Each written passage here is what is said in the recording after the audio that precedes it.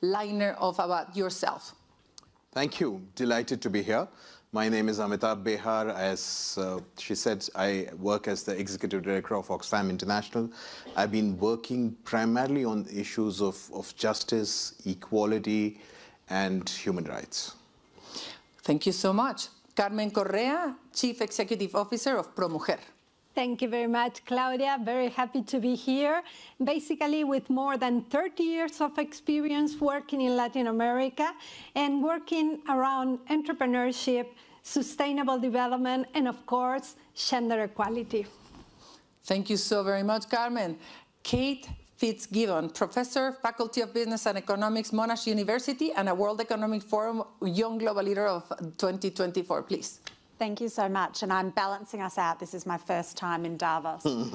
And I am a professor from Australia and have spent more than the last decade researching and providing policy advice to governments, particularly in Australia and the UK, on violence against women and children.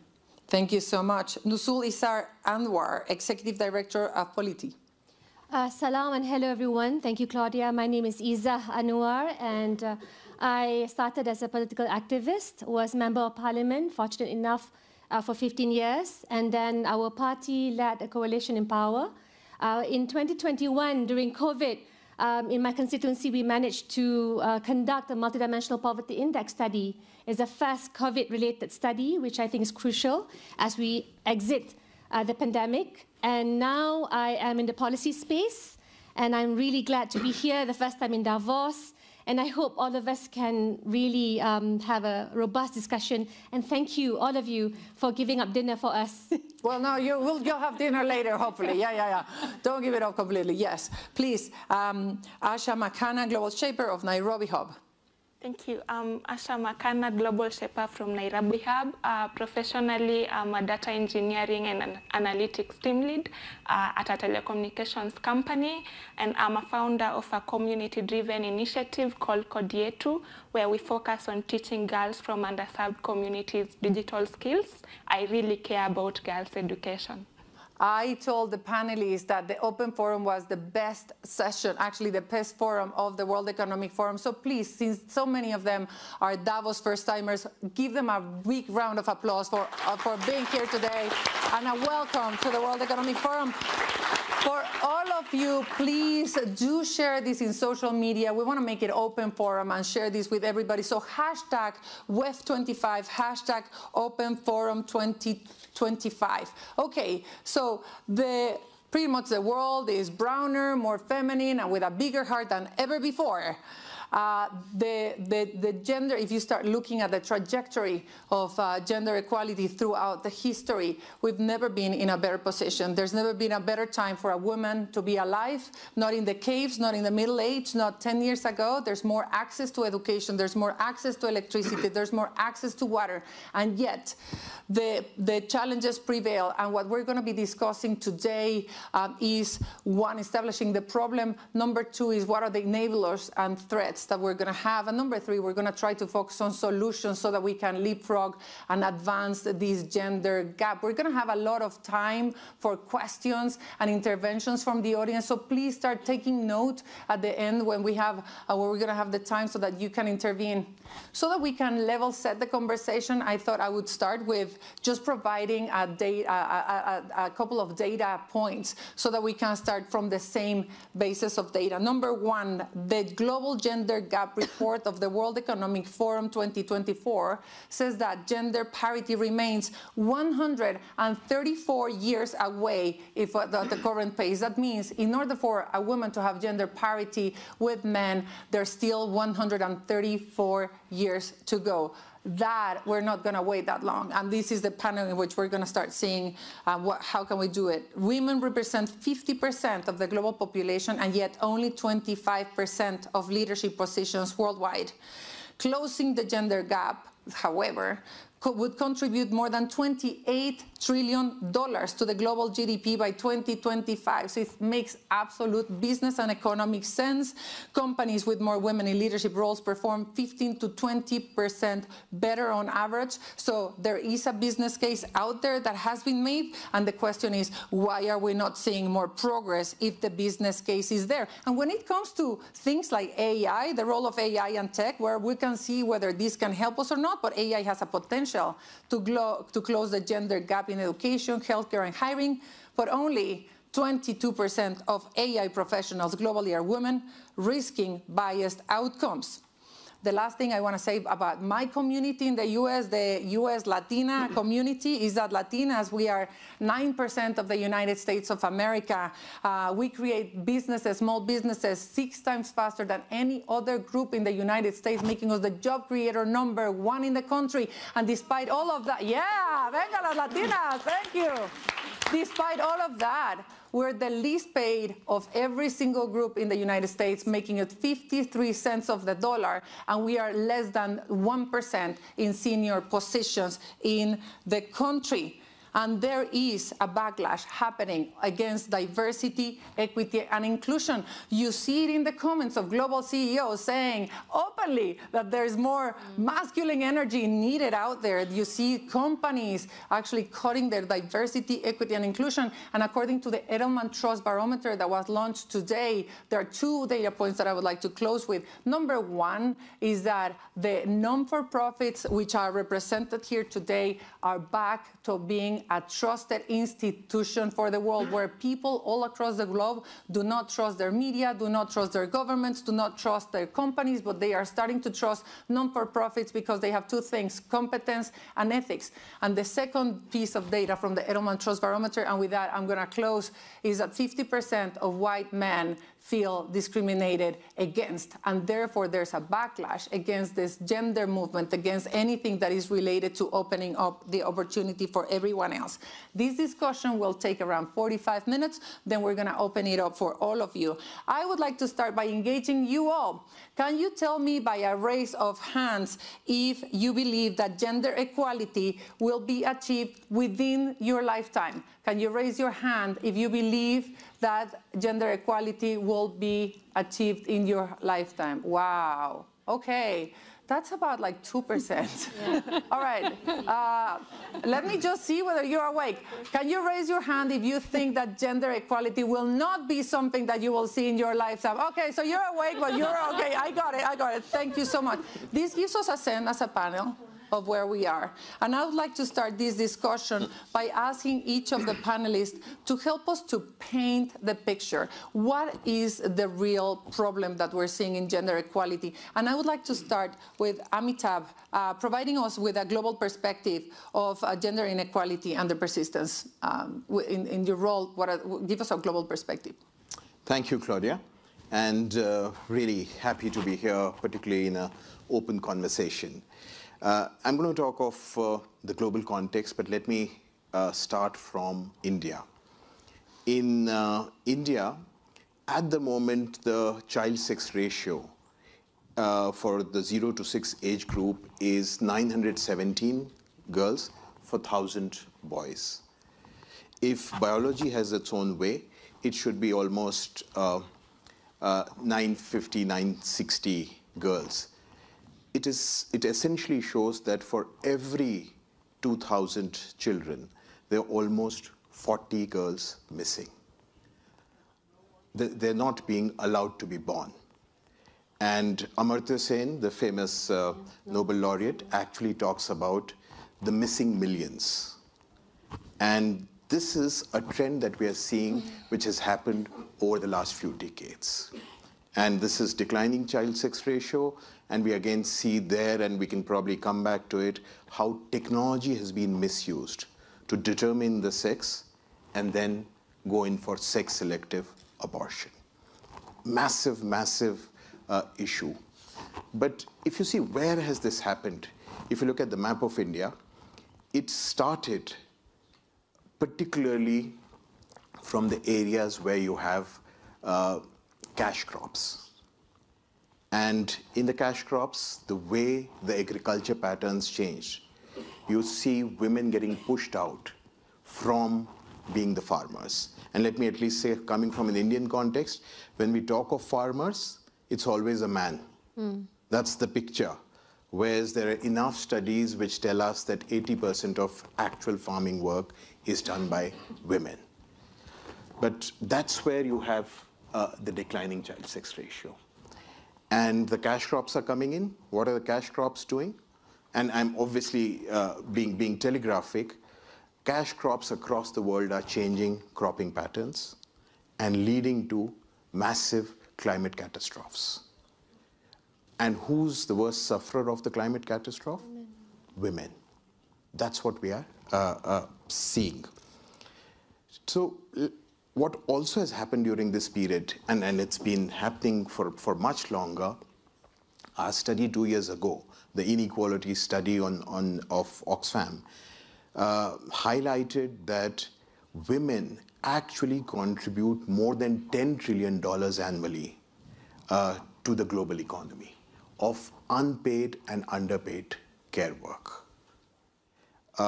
Almost 12.5 billion hours on a daily basis to this global economy. And this global economy is pretty much run by this unpaid, underpaid work of women. That's the engine of the global economy. And what is this global economy? What we are now seeing is it is essentially built on exploitation and expropriation. And what is it doing? You're seeing the trend, as in, I hope you've seen the Oxfam inequality report. Every year it tells you that there's enormous explosion of wealth at the top level, and the majority of the people continue to be poor. This year we are highlighting billionaires have added $2 trillion, whereas 3.6 billion people still live below poverty line. There's 750 million people who still sleep hungry. That's the economy that we have created. What's happening with this kind of expropriation, exploitation? And I've already talked about what's happening with women because of the climate, because of patriarchy, the sex selection. And what we are seeing is people are losing trust in institutions. So the barometer that you talk of, and what does it do? People are losing trust and essentially now voting in right-wing, populist, authoritarian leaders. What do? They're cutting down on rights. It's a complete onslaught, brutalization of the space of rights and justice. And we have talked about it. I've just learned yesterday from President Trump that there are only two genders. There's no gender fluidity. It's only men and women, and so on. So that's the problem that we are encountering. The interconnectedness of whether it's the climate crisis, whether it's the hunger crisis, this is also about militarization and war, has to be understood. Yeah. So the systems of operation are interconnected, and they are essentially being, they're pushing women to the sidelines. Women's body becomes the battleground for fundamentalism and for right-wing populism. So that's the context in which we are at the moment. It's a massive challenge, and we need to address the interconnected nature of this. What do we do? Just some quick thoughts, and I'll end with that. Hopefully you'll give me another chance to talk about how to do it. Do we want to talk about it, how to do it in the... But okay. You know, because I do think, you know, we've acknowledged the problem, but I also want to say, how do we address it, at least at the big picture level? Recognize the interconnectedness, build solidarities, and ensure that this is really a larger struggle for justice. Amazing. Amitabh, I want to thank you for all the reports that Oxfam puts out. It's really an incredible source of research and data that feeds us all. But also I want to acknowledge that you are a man that is a feminist, you know, like fighting for women here. So thank you so very much. Yeah, give it to Amitabh. Carmen, what about Latin America? How is the situation in Latin America, particularly financial inclusion? Yeah, thank you very much, Claudia. I want to say that it's truly an honor to be here on stage with these leaders at the World Economic Forum, speaking about gender equality, representing Mujer, and representing the women for whom we work every day in Latin America. First of all, I want to share with you that I came to Davos with some sort of expectation. And actually, I was a little bit concerned because with all this noise, with all this backlash that we are hearing, actually, I wonder, would gender equality will be in the agenda? And I'm very happy to say that it is. Not only because of this panel, but in many other opportunities, we have heard that leaders are discussing about gender equality. So for me, this is a very positive message. And actually, when we talk about Latin America and building on Amitabh's remarks, basically, we have to say that for Latin American women, it's not much more encouraging. We have to recognize that 24% of Latin American women live under poverty. Only 47% of women in Latin America, they are participating in the labor market. 73% of women entrepreneurs don't have access to the needed capital to grow their businesses. And the list goes on. And it worsens basically when we dig deeper in the situation through intersectionality. Indigenous women, rural women, when we also talk about women with disabilities. So we have to be very careful and we have to think very broadly. What we should capture our attention is what is going on, why these statistics are there and we are not doing much about those. We are not taking advantage of the incredible potential of the Latin American women. What we need to do is to, whoever has visited one of the cities in my region can tell and can share that women are the ones driving change. They are the ones going out there every day to the streets in their neighbors. They are the ones driving their towns, their communities. They are the ones making the changes. They are the ones caring for their children. They are the ones bringing in the income needed for those families. So we need to take and to pay much more attention on how we can help these women, how we can build the resources, the needed capabilities, so they can really become agents of change. When women invest, they invest 50% actually less capital than their male counterpart, but their income and they can achieve more than 20% in revenues more than men. So we have to pay attention to these numbers, and we have to actually support those 73% of women entrepreneurs that don't have access to finance, because that represents an opportunity of investment of more than $93 billion. So investing with a gender lens is a very good business, and it's a very good business in Latin America. It is time to make decisions based on evidence, based on data. We have that data. As you said, we have Oxfam, we have Mujer, we have many organizations that are building this data, that we are sharing this information with those organizations that want to keep making a real change. And basically, if we pay attention to that data, we will see that in the current pace, only 1 out of the 6 targets of the SDGs number 5, that is gender equality, is likely to be achieved by 2030. We don't have to prove much more. We don't have time. We have to act. Absolutely. Give it to Carmen. Thank you so much. I would like to bring your perspective, Izzah, from Asia, please. Thank you, Claudia. So I come from Southeast Asia, Malaysia specifically, and it's a very important region. It is strategic. Its strategic neutrality is always utilized for semiconductor-related investments. And of course, for manufacturing, and Malaysia, as well as the other nations in Southeast Asia, remain a pivotal part of the semiconductor value chain. But beyond that, I think what's concerning, in this quest where you want to achieve GDP per capita numbers, and I love that Carmen said, you come to WEF, you come to Davos, and you really want to hear that there is concern on the things that matter. It's not just about leveling up the ceiling, getting economic growth, but also making sure you're leveling up the floor.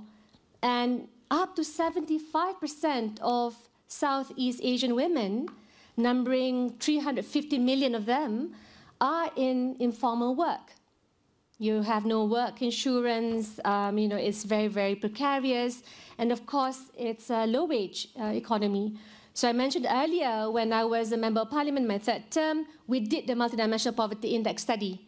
So we added the 3 COVID-related measurements, and we saw that female-headed households have it worse.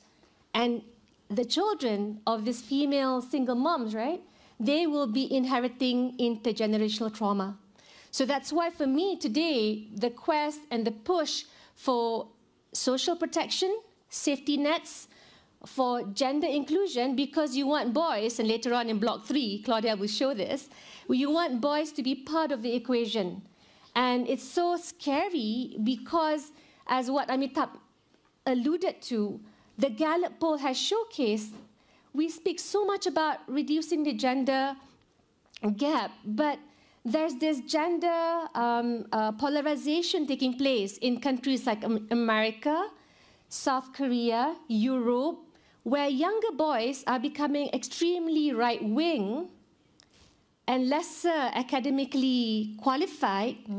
Younger girls are becoming far more qualified because we study hard, but more liberal in their viewpoints. And this growing polarization, of course, will cause social strife, ethnic tensions, gender-based tensions, and that's why, for me, this conversation, we have to address the informality to make sure women can reach their full potential, but also include boys in the conversation so that there's mobility on all fronts. Now, looking into Malaysia, we have a smaller percentage of informal workforce, 9.8%, from those working formally, in the working population. So that's encouraging. But I think that's why you don't want to rest on your laurels, right? You want to look deeper. And only 60% of people of working population are covered under our workers' pension, the employees' provident fund.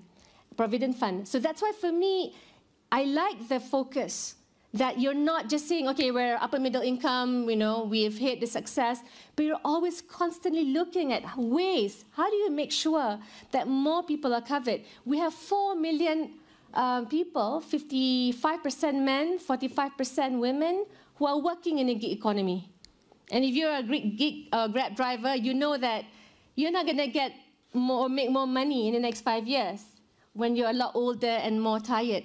So that's why, for me, again, going back to the agenda, when we have clear-cut policies, we introduce policies 5 years after Bangladesh did their microcredit program for women. What am I saying? I'm saying that in this crazy, polarized, with the American president being the way he is, we still have ways where we can learn from the Global South, leverage from each other, and implement programs which we'll talk about later. But that's why we need this urgency, this sense of urgency to change the status quo. Thank you so much, Izzah. Asha, Africa's perspective. Yes. What's your perspective in Africa, particularly Kenya, and you're dealing with the group of young people, so youth, Africa, what's the situation? Thank you, Claudia. I'm really honored to share my experiences with you. So I joined the workforce in 2016 as a very young, excited girl ready to change the world. And when I got into our department, one thing I noticed in in a department of engineers, we were about 180, and there was no lady senior manager.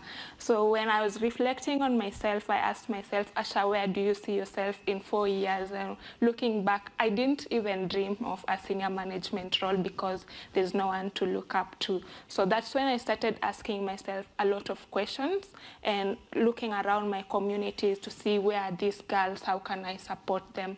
So when you look at reports, the World Bank report, I saw that the number of girls enrolling to school is very high. It's rising in sub-Saharan Africa, but only 42% of them manage to complete secondary education. And it's an issue. It's a big issue because these girls are facing a lot of challenges that make them not be able to unlock some of opportunities. So I went back to my communities and I visited one slum. It's Kibera slum. It's one of the largest slums in sub-Saharan Africa, trying to understand where is the problem, where are we losing these girls. And one thing I noticed, the level of extreme poverty in these communities and the impact it has on the girls. It was very heartbreaking to ask them.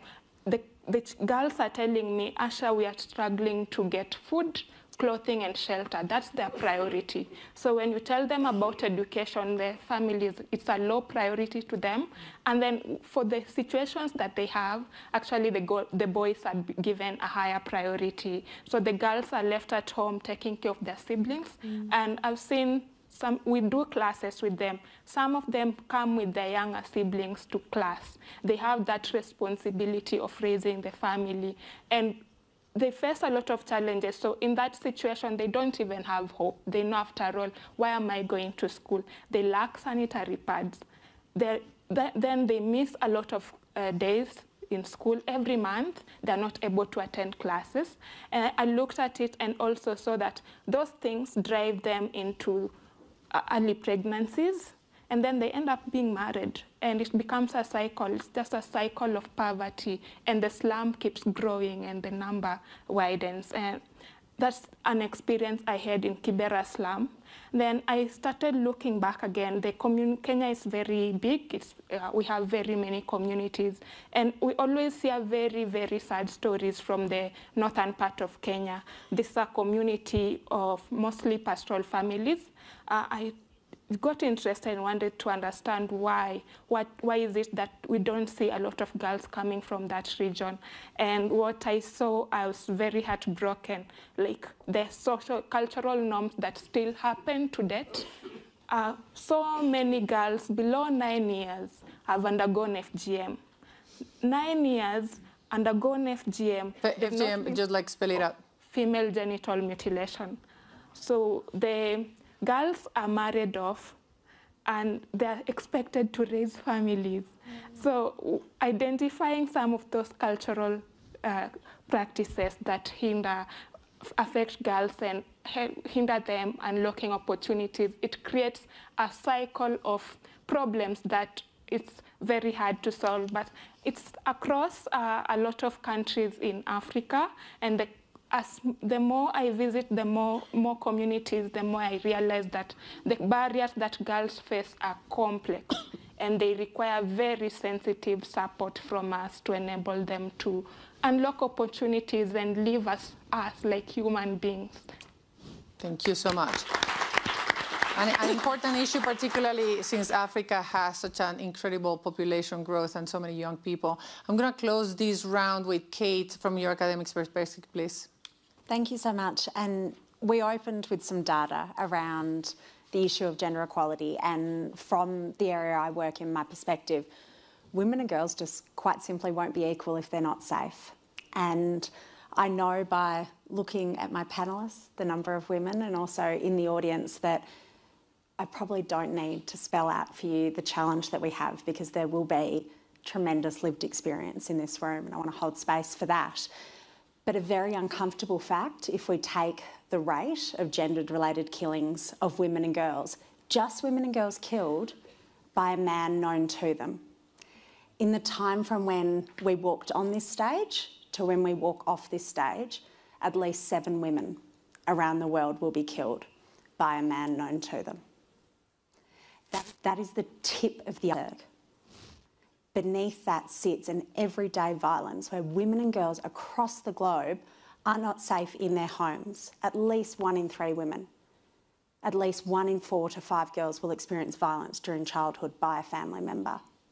In the workplaces, at least 1 in 4 women will experience workplace sexual harassment in the streets, in public spaces, and we don't even have a quantification for the horrific violence that women and children experience in conflict settings. And of course, we've heard across the forum's agenda the tremendous geopolitical challenges that are at foot, which we know will disproportionately impact women and girls. So gender-based violence, addressing it, eliminating it, is critical if we are to make progress on gender equality. Amazing. Thank you so very much, Kate. Give it to it. Okay, so we spent 25 minutes talking about the problem. I'm going to ask each and every one of you to go for 2 minutes max. Now, you're going to be short and sweet. We explain the problem. I want to get into the enablers and the threats that we're seeing. I want to start by asking on the backlash. I think that, Carmen, you are fighting that backlash that we're all seeing. Particularly, we have 34 years to go according to the gender gap. And if there's backlash against it, it's going to be even more. How are you dealing with it, Carmen? What are you doing? What are you seeing? Well, first of all, regarding this backlash, this negative resistance to DAI, I think that if we want to ensure progress, we want to base our answers in data. We need to show more data. There is a need there to get more information out there. I know sometimes for us it's crazy. Sometimes I ask myself, do I have to explain this one more time? Yes. We, as members of the community, we have to demonstrate and to showcase that we need to keep working forward on this agenda. So we need to basically try to get everybody on board and get the information out there. There is growing evidence to support this, so let's showcase and let's everybody to know what is needed. Carmen, I don't want to challenge you, but there's enough data out there about gender equality. So why is it not working, and what is it backlashing? Because in some cases, people, the ones that have the data are the ones that are already committed to work in gender equality. But not everybody knows about it, and not everybody is actually looking for that information. I'm very glad, for example, to see in this room a lot of men, because actually when you have an event around gender equality, it will be, the audience as a whole will be all women. So we need to bring more people that it's not yet convinced and that needs to get involved and get to know more. Great. What about you, Izzah? What are you doing for backlash fighting? Like, how are you dealing with this? So that's why I mentioned the lost boy syndrome, because, you know, in a particular war-torn region or genocide, you have the lost boys for Sudan, right, or the lost boys for Gaza, whereby they lose the opportunity to enjoy life, to live life normally like other people. So in Malaysia, you know, you can also bring this concept whereby, because of the lost opportunities of enjoying formal education, they end up not having a meaningful job opportunity. So there's that sense of displacement. It's zero-sum. Another woman takes my place, right? Another woman in university. And these women are talking about women's rights, and they're being promoted in the civil service, in the private sector, and they become bosses. So in a way, you're having to ensure that this location, whether it's an elderly village head leader or whether it's a young boy, everybody is accorded that opportunity to enjoy mobility. So it is far more challenging for us because we know that women and girls have been left behind for so long. But in order to make sure that this quest for gender parity survives the onslaught, in order to make sure it's sustainable, we need to make them part of the equation. So in Malaysia, we're putting the technical and vocational education front and center for the programs. We are getting the young boys. You go for micro-credential program is fine. For as long as you have that diploma, you have that certification to improve your job prospects. And this is being done in a big way where billions are being spent so that there at least will be some degree of mobility enjoyed by different stakeholders. We also introduced, now the last point, because housewives, right? Nobody really bothers about the household chores that you do. So Malaysia introduced, again in collaboration with the Social Pension Fund, giving social security for housewives, right? Because again, you also have to educate the husbands. You know, you got to be responsible. So part and parcel of that, again, is to change mindsets, and you cannot ignore education, and even as you introduce programs and policies to plug in these different segments. To both. So that you're saying is there's domestic violence. We're too focused on only talking about the women and protecting women as opposed to also educating men and bringing them on board. In England, I mean, that's how you juvenile delinquents, right? You intervene with the boys. The bullies, right? The ones who got bullied will eventually become future bullies. Because that's the backlash. Get ready for your questions. We're coming soon. Okay, I want to talk about AI and the use of technology. Amitabh, friend or foe, AI, gender equality? Can I just quickly go back to Carmen? You can. Yes. As long as it's quickly, because I'm going to give you 1 minute. There. Okay. So, Carmen, I agree pretty much always. I fundamentally agree with what you're saying. But I want to challenge the audiences here in the WEF. We are constantly hearing that let's get data and the problem would be fixed. At the moment, data is being contested. Facts are being contested. It's my truth versus your truth. So at this moment, how do you look at data is going to be a fundamental challenge for all of us. Coming back, technology is as good as the user. Let me just give you some quick data. In lower income countries, only 20% women have access to the web. There has been a study of 135 AI systems. Out of that, 44% are clearly demonstrating a bias against women and gender. So, and we know how AI is done. AI is about who uses it. It looks at patterns. So it's very clear that at this moment, it is the same patriarchal biases which will get replicated if we continue with AI. So there will have to be a fundamental shift of how you do AI. There's a much fundamental need to invest in women in the STEM sector, and so on. So there are multiple actions that would be needed. Otherwise, we have seen technology being again and again exploitative and widening the gaps and actually being further exploited. And you are using technology in a very positive and actually quite impactful way. How are you using it? Yeah, so for me, I see technology and artificial intelligence as a big enabler because the challenges we are trying to solve affect mostly underserved communities. These communities lack access, it's a big problem, inclusivity and quality. So I'll give you an instance of, there's a program we run in Kenya in Nairobi hub called Technovation, where we enroll girls to a 12-week program, teach them digital skills, and then they're able to develop mobile app solutions and pitch in global competitions. We've taught girls online across Kenya, and they've won competitions through learning online and travel to Silicon Valley. So for me, I see technology as a big enabler because I could not access. The girls are far, I cannot access them daily, but through technology, we are able to learn online, and they're able to learn these skills and apply in their own communities. There are so many tools. Right now, we face a lot of challenges with resources, and there's the rise of robotics.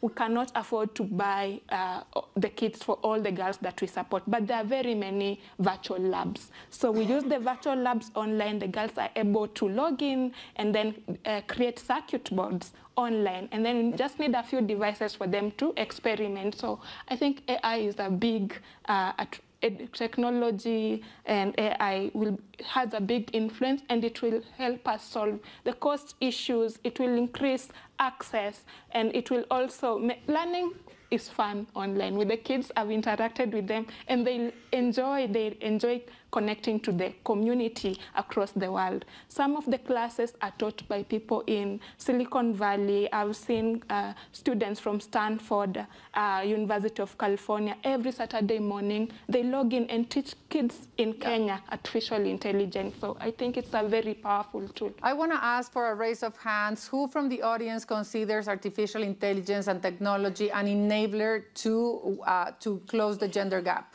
Raise of hands. All right.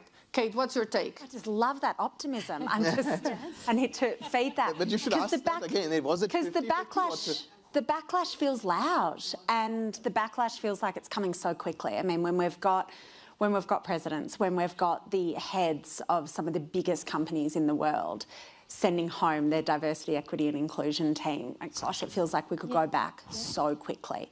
And I think that, you know, and we're also seeing the way in which technology gets used and misused by the Andrew Tates of the world to engage boys and to engage them quickly and to set us back in terms of the attitudes and the norms that people subscribe to. And I think the challenge that we have with that backlash is that now we have young boys, now we have white men feeling that they're discriminated. Suddenly there's something to lose here.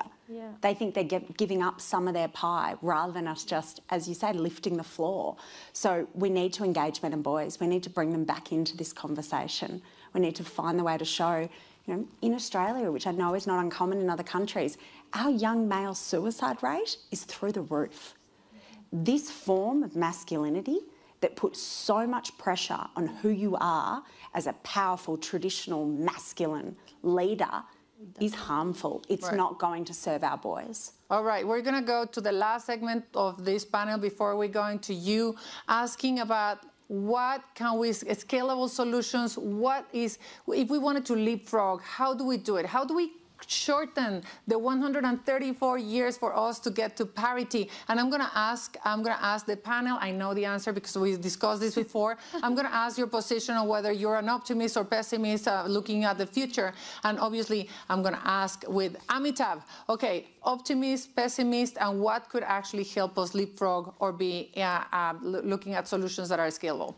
Realist, but passionate for gender justice. What needs to be done? There are several ways of doing it. Invest in the care economy. When we're talking of investing in care economy, it's recognizing, redistributing, rewarding. It is about engaging men.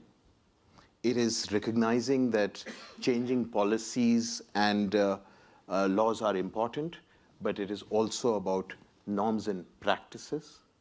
It is about envisioning a feminist future, which is around a human-centered economy. So there are different ways of doing it, but the patriarchy needs to be dismantled. And that's going to be a fundamental battle. And I'm absolutely sure, let me just say, Claudia, I don't like the black and whites. We are sitting in a country at the moment where the voting right for women had happened just probably 50 years ago. And therefore and since then we've seen tremendous progress. So I'm absolutely sure that women's groups, feminist groups, together with social justice groups will deliver a feminist future. But it's going to be a hard battle, and we need to recognize that, strategize for it, build new alliances, build rainbow alliances, new coalitions for justice. Realistic, Kate? I mean, my gosh, we're going to have to celebrate the wins really loudly because the step backs are going to hurt and they're going to come thick and fast, I think, over the coming months. I'm sitting on the stage at Davos talking about gender equality when my focus is gender-based violence. I'm feeling pretty optimistic right now. This feels like a good moment. But I think that we know the solutions. We know, and I'm going to be super quick, we know that we need education. We need to get in as early as possible with our young boys and our young girls and teach them about healthy relationships. Show them there's a different way, because far too many of them are growing up in households where violence is the norm. So education as early as possible, financial independence and financial literacy for girls. Quite simply, women who are financially independent have choice, and they are more likely to be able to safely leave an abuser and stay away from that abuser without having to choose between violence and homelessness or violence and poverty. And the last one, let's push the governments. Let's push those governments that are on side to fund commensurate with the scale of the crisis. We have never seen that before.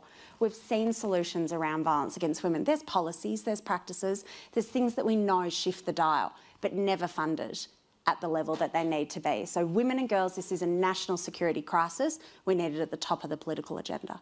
Carmen. Basically, I totally agree with both. I think that, of course, we will have to be working together. I think that something that is very important, we have to actually bring to the headlights of everybody those companies and those organizations and those people that are committed to this agenda, because what we always see are those that are on the backlash, that those that are actually discussing these themes and not in the right way. So I think that we need to put them on the companies that are committed, we need to put them on the spotlight. And as Mujer, we need to be working together. We have been working for 35 years in Latin America, advancing gender equality, giving women access to financial services, to health, to education. We couldn't have done that without the support of different organizations, without the support of other non-for-profits, foundations that have been working with us, developing new products, developing new services. So we need to keep working together more than ever, private sector, public sector, academia, non-for-profit, and this is something that we should really commit to, because I think that is where we are still falling short.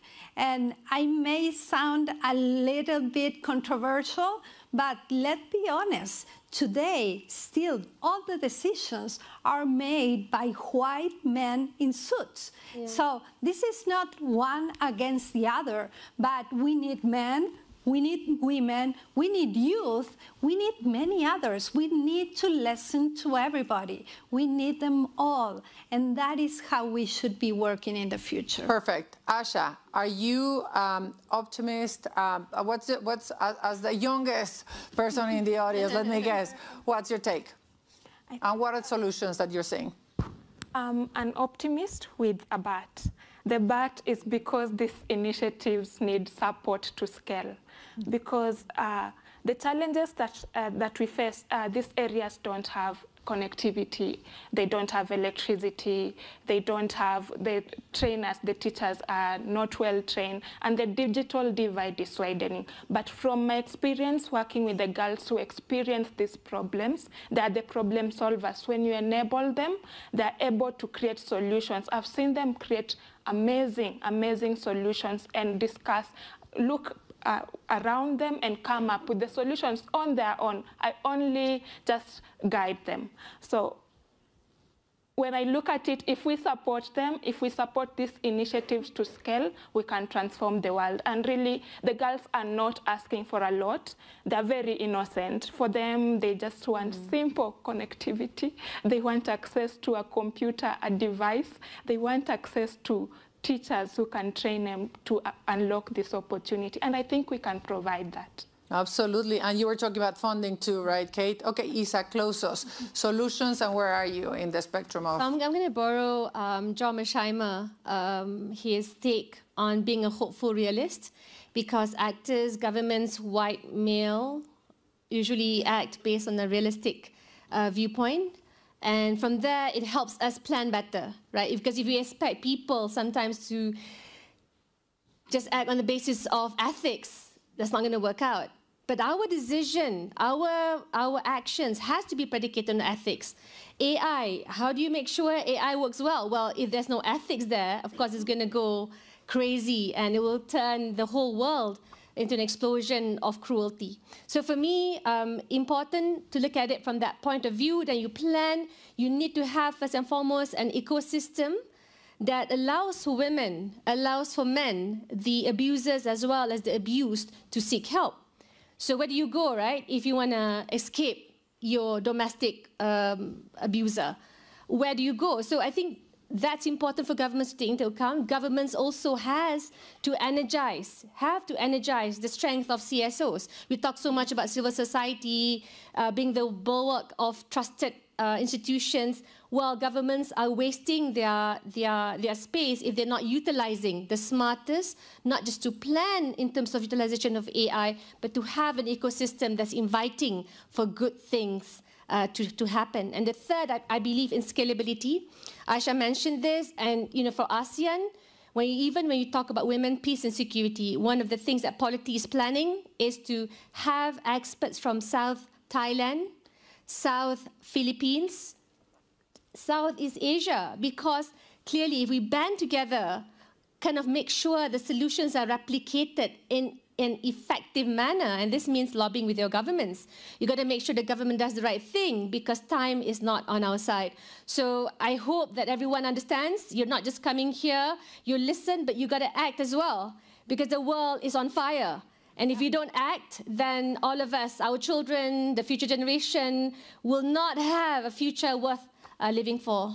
Amazing. And for quoting someone, I'm going to quote Hans Rosling, who thinks that we don't have to be optimistic only, we have to be possibilistic because change is possible. We already have eradicated in half the poverty of the world. In the last 25 years, we have provided education to 80% of women that were not educated before. So it is possible to see a country like mine, Mexico, having a woman president, by the way, with the greatest name, Claudia, as well. So let's see whether she delivers. All right, let's open up for the audience here and get some questions and some comments. I have a couple of comments, but also I want to call on, we've been talking about this data, about the 50% of men that feel discriminated against. Richard Edelman launched this morning the Edelman Trust Barometer. Richard, do you mind, if we can get a mic here, do you mind just giving us, I think that a couple of the highlights of your trust barometer that would be permanent for this discussion. Okay, and then I want to ask a question. Okay, just stand up, please. And I'm married to her. So. Yeah. Congratulations. Small influence. So, okay, the first thing to know is that we've gone from fear to polarization to grievance. And fears are passive and grievances aggressive. And 2/3 of people we surveyed in 28 countries are feeling discriminated against. And the biggest joke is that 50% of American whites feel discriminated against.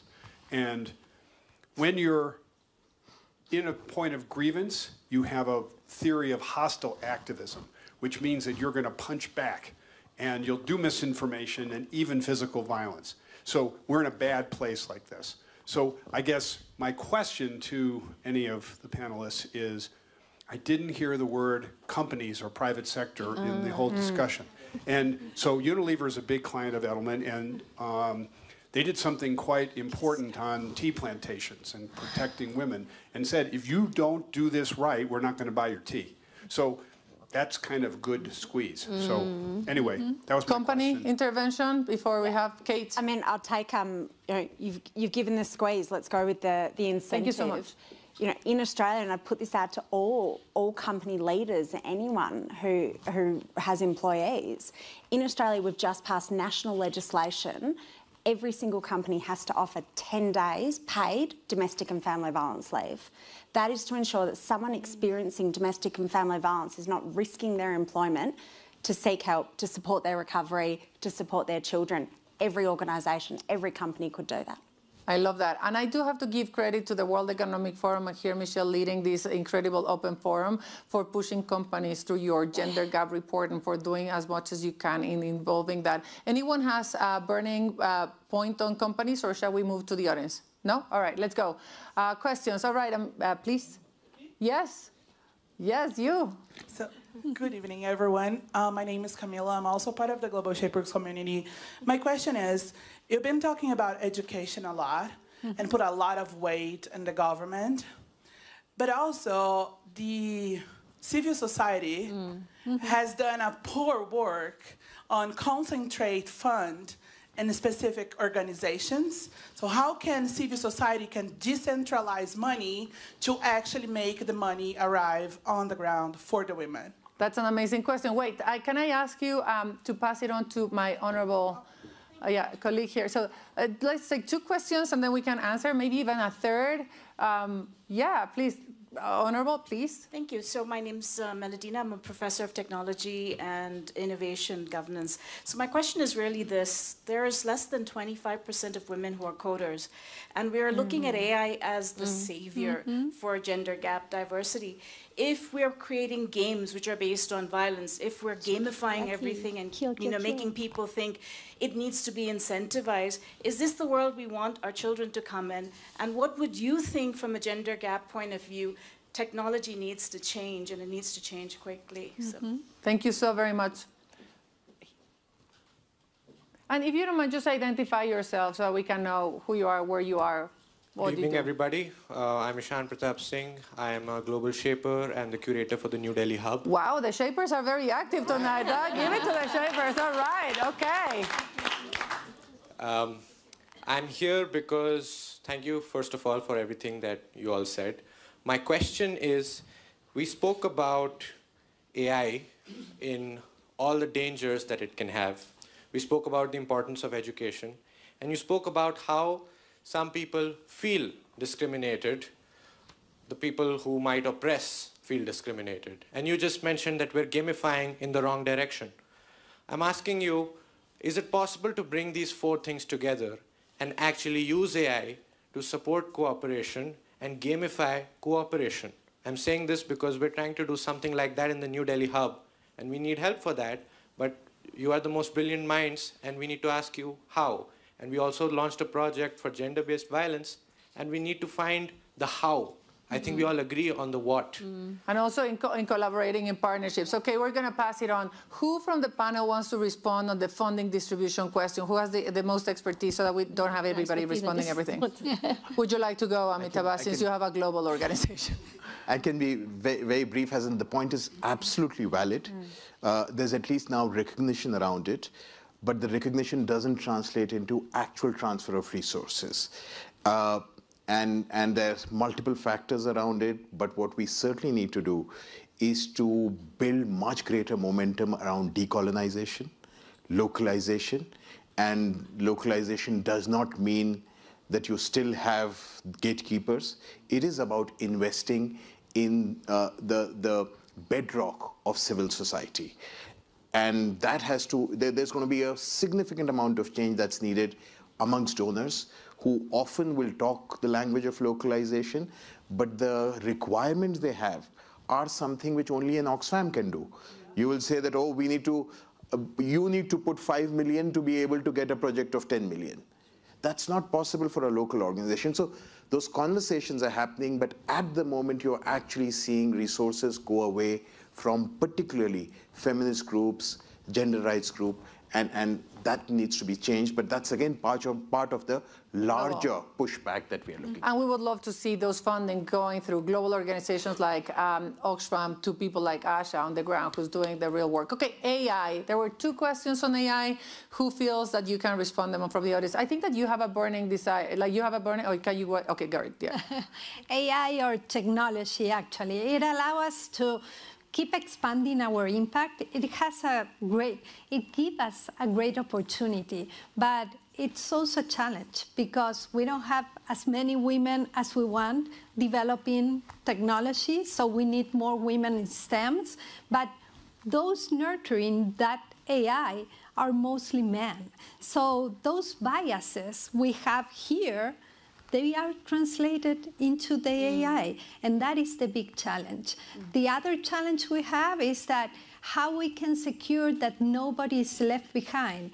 When you give women access to technology, to an application, to a new platform, how do you secure that they will be able to use it? Because in some cases, they don't have the basic digital education to use that platform. So we have to educate, and we have to be very careful on how we implement the use of that technology. And with AI, I'm having a big concern with that, because I think that it will be very useful, it's needed, it's there, but it will be a challenge.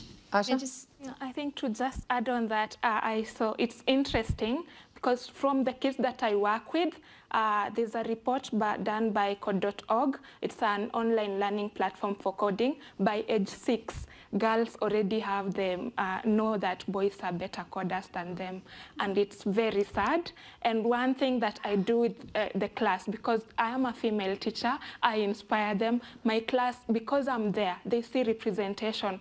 It's 80% girls. And I think when we are up there, when we are showing them the way, they will get so many of them. And I like what you're asking about gaming. So recently there's an organization that invited our students to go and try out a game that's being developed by Kenyans, and the girls had never used the pads, and they were like, when we took them there, they were very scared to just interact with it.